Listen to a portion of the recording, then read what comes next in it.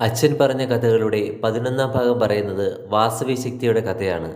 എന്താണ് വാസവി ശക്തിയെന്നും വാസവി ശക്തി എങ്ങനെ മഹാഭാരത യുദ്ധത്തിൽ ഒരു നിർണായക സ്വാധീനമായെന്നും ഈ കഥ പറയുന്നു.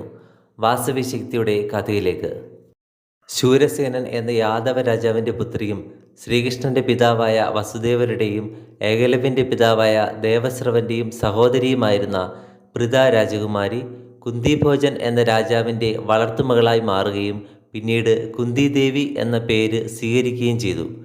ഒരിക്കൽ കുന്തിഭോജൻ്റെ കൊട്ടാരത്തിലെത്തിയ ദുർവാസാവ് മഹർഷിയെ കുന്തിദേവി ആദരപൂർവ്വം പരിചരിക്കുകയും ദുർവാസാവ് അതിൽ സംപ്രീതനാവുകയും ചെയ്തു. കുന്തിദേവി വിവാഹം ചെയ്യാൻ പോകുന്നത് കുരുവംശത്തിലെ രാജാവായ പാണ്ഡുവിനെയാണെന്നും പാണ്ഡുവിന് മഹർഷി ശാപം മൂലം പുത്രസൗഭാഗ്യം ലഭിക്കില്ല എന്നും അറിയാമായിരുന്ന ദുർവാസാവ് മഹർഷി കുന്തിദേവിക്ക് അതിവിശേഷപ്പെട്ട ഒരു വരം നൽകി.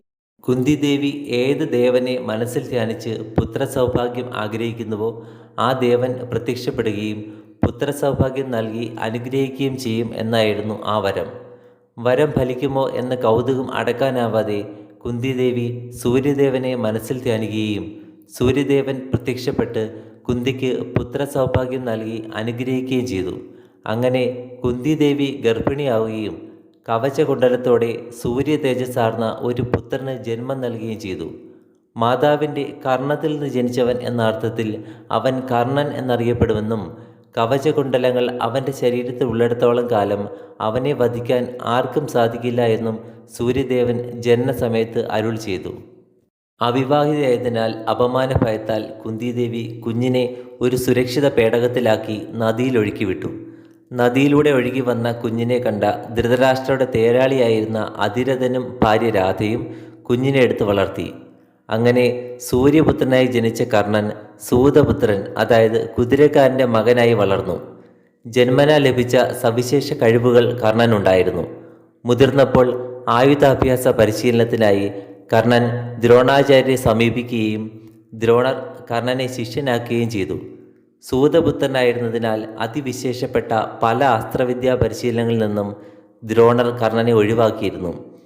ശേഷം കർണൻ പരശുരാമൻ്റെ ശിഷ്യത്വം സ്വീകരിക്കുകയും അസ്ത്രശസ്ത്ര വിദ്യകളിൽ അഗ്രഗണ്യനാവുകയും ചെയ്തു.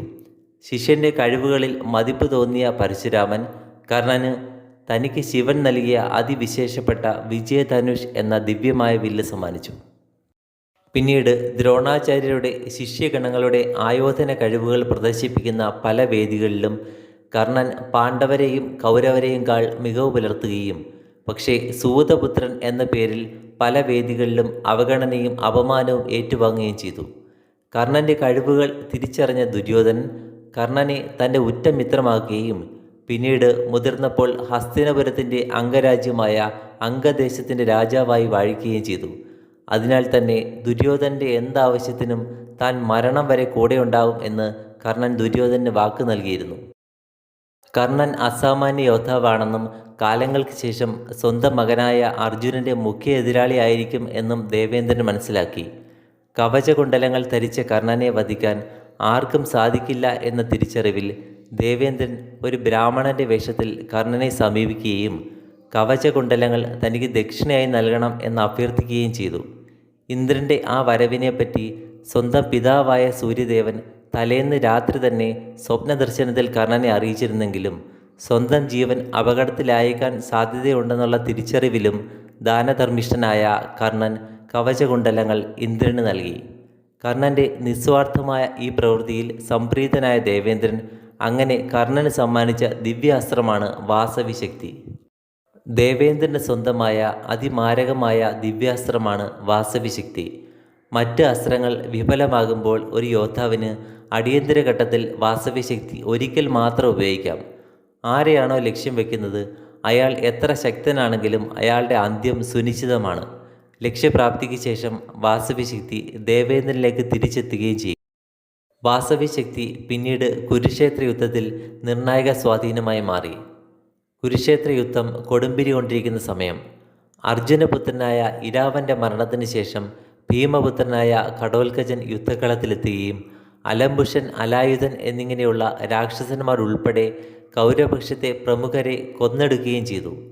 അഭിമന്യുവിനെ ചക്രവ്യൂഹമൊരുക്കി കൗരവർ ചതിച്ചു കൊന്ന വാർത്ത അറിഞ്ഞ് പാണ്ഡവപക്ഷം ആഞ്ഞടിക്കുകയും പോരാട്ടത്തിൻ്റെ കടിഞ്ഞാൺ ഘടോൽക്കച്ചൻ ഏറ്റെടുക്കുകയും ചെയ്തു. അസാമാന്യ കഴിവുകളുള്ള ഘടോൽക്കച്ചൻ കൗരവപ്പടയെ തൻ്റെ മായിക കായിക ശേഷികൾ ഉപയോഗിച്ച് തച്ച് തകർത്തുകൊണ്ടിരുന്നു. ഘടോൽക്കച്ചനെ തടയാനാകാതെ കൗരവപ്പട കുഴങ്ങി.